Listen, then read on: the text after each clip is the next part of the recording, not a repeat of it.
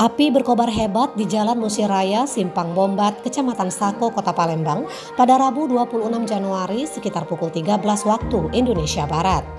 Belum diketahui asal api dan jumlah kerugian yang diderita korban.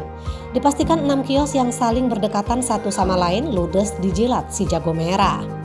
Camat Sako Amiruddin Sandi mengatakan berdasarkan dugaan sementara, api diduga muncul dari ledakan tabung gas di warung rumah makan yang kini juga sudah hangus terbakar.